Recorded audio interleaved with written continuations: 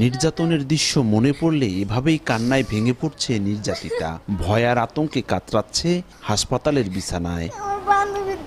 স্বজনরা জানায় ৮ মাস আগে বান্ধবী কাজলের বিয়েতে তার মামাতো দেবর আলামিন সর্দারের সঙ্গে পরিচয়ের পর প্রেমের সম্পর্কে জড়িয়ে পড়ে ওই ভুক্তভোগী। গত বৃহস্পতিবার বান্ধবীর ফুপু মালা বেগম পরিবারকে না জানিয়ে নবম শ্রেণীর শিক্ষার্থীকে বাড়ি থেকে রাজধানী ঢাকার কেরানীগঞ্জের ইকুরিয়ায় নিয়ে যায়। পরে আলামিন বিয়ের আশ্বাস দিয়ে মেয়েটিকে একাধিকবার ধর্ষণ ও মারধর করে বলে অভিযোগ ওঠে। এক পর্যায়ে সে অসুস্থ হয়ে পড়লে শনিবার বাড়িতে ফেরত পাঠানো হয় তাকে। বিষয়টি পরিবারকে জানালে ওই দিন রাতে কিশোরীকে ভর্তি করা হয় জেলা সদর হাসপাতালে।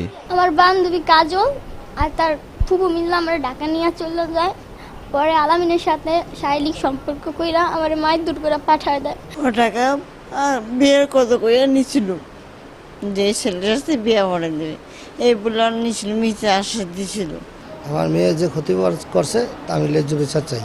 নগদের কাছে সব গ্রাহকই প্রিয়, তাই তো সারা দেশে ক্যাশ আউট চার্জ সবচেয়ে কম।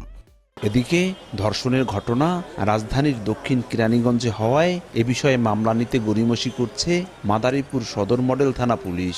অপরদিকে ঘটনাস্থলের সূত্রপাত মাদারীপুর হওয়ায় সেখানেই মামলা করতে হবে বলে জানিয়েছে দক্ষিণ কেরানীগঞ্জ থানা পুলিশ।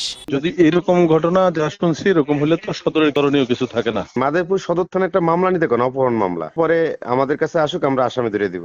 অভিযুক্ত আলামিন সর্দারের বাড়ি রাজধানীর কদমতলীর শ্যামপুর এলাকায়, কিন্তু কাজের সুবাদে তিনি দক্ষিণ কেরানীগঞ্জের ইকুরিয়ায় বসবাস করে। সঞ্জয় কর্মকার, অভিজিৎ, সময় সংবাদ, মাদারীপুর।